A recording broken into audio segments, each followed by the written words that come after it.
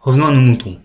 Tom, qui est un entrepreneur, va donc faire appel à des ouvriers pour lui construire une usine. Tom va donc à la rencontre de Yves, l'ouvrier, qu'il va rémunérer contre la construction d'une usine.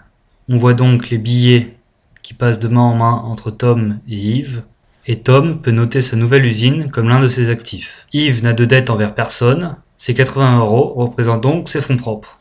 Yves trouve que 80 € est une grosse somme d'argent. Il va donc le déposer dans un lieu sûr, une banque.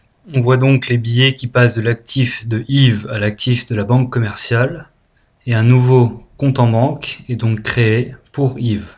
Ce compte en banque apparaît à l'actif de Yves et au passif de la banque commerciale.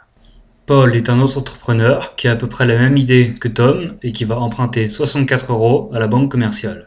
64 €, c'est le maximum que peut prêter la banque tout en vérifiant ses réserves obligatoires. On voit donc les billets qui passent de l'actif de la banque commerciale à l'actif de Paul, et le contrat de prêt peut donc être noté au passif de Paul et à l'actif de la banque commerciale. De même, Paul va faire appel à Jacques, un ouvrier, pour lui construire une usine. Il va donc rémunérer Jacques, on voit donc les billets qui passent de l'actif de Paul à l'actif de Jacques. Paul peut donc noter sa nouvelle usine comme l'un de ses actifs, et Jacques peut noter qu'il a 64 € de fonds propres. Jacques a la même réaction que Yves, il va déposer ses 64 € à la banque commerciale. Un nouveau compte est ouvert pour Jacques, que l'on voit à son actif et au passif de la banque commerciale. Ici, on s'arrête au bout de 2 étapes, mais tant que la banque commerciale vérifie ses réserves obligatoires, ce schéma peut recommencer. Donc que s'est-il passé?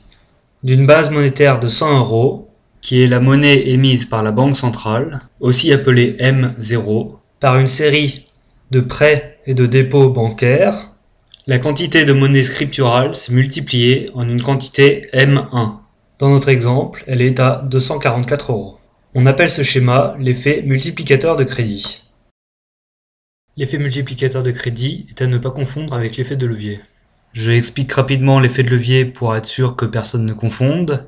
Lorsqu'un entrepreneur a 10 € de capital, il peut l'investir dans une usine pour qu'elle lui rapporte 2 € à chaque 10 € dépensés. Une usine de 10 € va donc lui rapporter 2 € par an. Ou alors il peut emprunter plus d'argent pour construire une plus grosse usine qui lui rapportera plus. Imaginons qu'il emprunte 90 €. Son usine qui vaut 100 € va donc lui rapporter non plus 2 € mais 20 €. Avec le même capital, l'entrepreneur a réussi à multiplier ses gains par 10.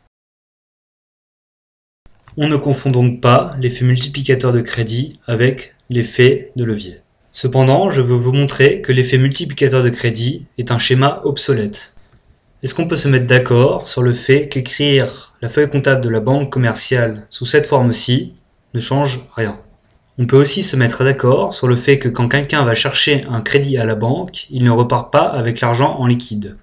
De même, les salariés ne sont plus rémunérés en liquide, mais ils sont rémunérés grâce à des chèques ou des virements bancaires. Je prends une photographie de cette situation que j'appelle situation finale, et nous retrouvons notre situation initiale où Bob a déposé 100 € à la banque commerciale.